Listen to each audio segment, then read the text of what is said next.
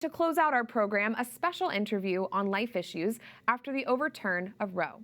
EWTN News president and host of EWTN News In Depth, Montse Alvarado, recently sat down with the Ethic and Public Policy Center's Erika Bachiochi.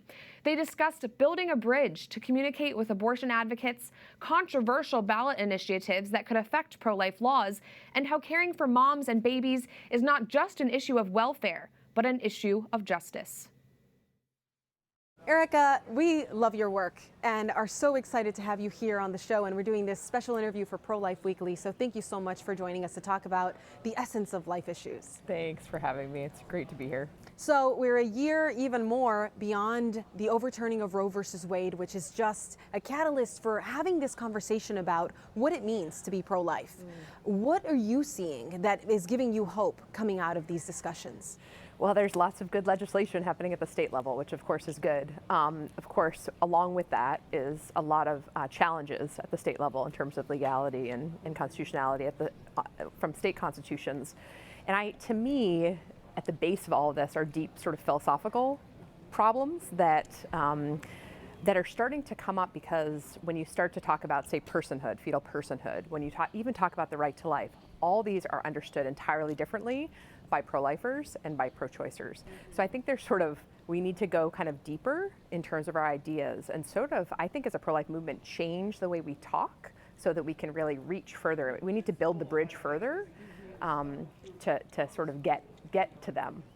And what is that discussion then? Is it one that starts with talking about maternal health, one that talks about supporting the family life through a child welfare tax, or what is it that would start off that be that catalyst? Yeah, so I think the single best thing we could do is start reframing how we talk. Instead of talking about the right to life, to talk about duties of care. Because really what we need to be doing is seeing that even the language of rights has been really kind of corrupted by a false understanding of rights as grounded in some sort of autonomy that doesn't really exist in any of us, right? We're entirely interdependent. We're always vulnerable from the beginning of our life to when we're elderly, but also all in between. We always need each other, right? And so rights and duties were understood prior to sort of the more contemporary view of them as very much correlative. And so I think we need to take that back by talking always about, instead of leading with right to life, leading with what are the duties we owe to the unborn child as a human being? What are the duties we owe to the mom of that unborn child? What are the duties the father owes to those two, right? And then we can start by changing sort of the language. It helps us to then say, are there duties that as a community we owe this, either the two, mother and child, or even the three of them should there be poverty or that sort of thing. And I think once you start thinking as a community that we're all interdependent, that we all sort of need one another to flourish, then you can start saying, are there some type of societal responses, especially when women are poor, especially in terms of healthcare and those kinds of real serious really kind of desperate maternal mortality rates still in our country, even though we're like one of the richest countries in the world, if not the richest. So I think when we think about those, just that it's not a mother and her child alone, these sort of autonomous beings, but that we're all deeply interconnected, which is, of course, deeply Catholic principle. Yes, that's right. Well, there are two other issues here. One is political, with the ballot initiatives that were lost, the slew of ballot initiatives that were a great disappointment. Just trying to figure out, is that about the type of conversation that we're having and the pro-life versus pro-abortion conversation? And then second to that is what you're seeing as the future going forward in terms of what policy should look like. So let's start with the failures, the losses that were so deeply felt by the pro-life movement. Yeah. Do you think that those losses came from a lack of understanding of the language we should use? Yeah.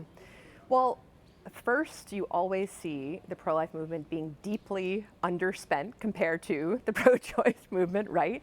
And I think there's a way in which, all those people on the ground in those states, the pro-lifers have to be deeply commended for the work that they did. But I think, we were on our heels, not so much in those states, but just as a pro-life movement. Like, we've had our eyes on the prize of overturning Roe for so long that we've forgotten that there's all these people out there who now have the right to vote about abortion in their states who don't feel about the issue as we do. And so I think we do need to build bridges further to them. And it is further now because philosophically we are our worldviews apart. How should we be thinking about policy moving forward? Some candidates like to call spending on the family entitlement programs. And truly in a post-world world, are those entitlement programs or are they necessary programs in order to sustain the future generations in a moment when birth rates are dropping dramatically in a country that should be fruitful? Yeah, so I don't think that making sure that those of us who have children, especially the poor, aren't, financially disadvantaged by having children is an issue of charity. I actually think it's an issue of justice. And I think I recently wrote about sort of the analogy that's been used throughout our history in terms of thinking about social welfare with regard to the mother being analogized to the soldier.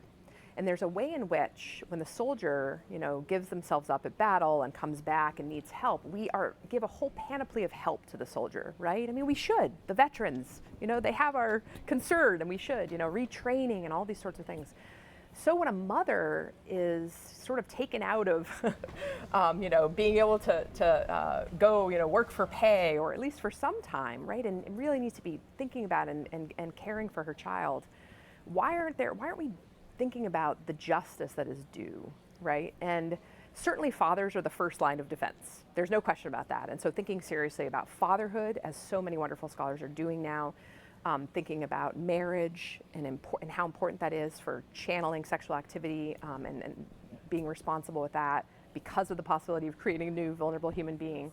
All of that is important. I think there's ways of trying to hold men more accountable that we really need to be thinking about. Child support, prior to birth and all of that. But are there ways in which we could think about, there's low-hanging fruit. One of my big bugaboos is just-in-time scheduling, So I know that sounds like really too in the weeds, but it's every state should be outlining this. So this is like poor women, first of all, who sometimes are required to go back to work within 2 weeks of having a baby. And then because of the kind of work schedules they have, they're not told in advance when they need to cobble together childcare for that child. And so it's called just-in-time scheduling, right? So we're sort of, you don't even you got to be at work. This is totally unethical and should be sort of forbidden. And so those kind of low-hanging fruit, obviously flexibility in the workplace for all sorts of reasons. Obviously maternity leave and provisions for taking time off and all that. And do I think there should be a family allowance? I think it should absolutely be debated seriously. If it just comes in terms of, tax deductions, bigger tax deductions, maybe that would be good. But I think there is a really serious conversation happening on the right.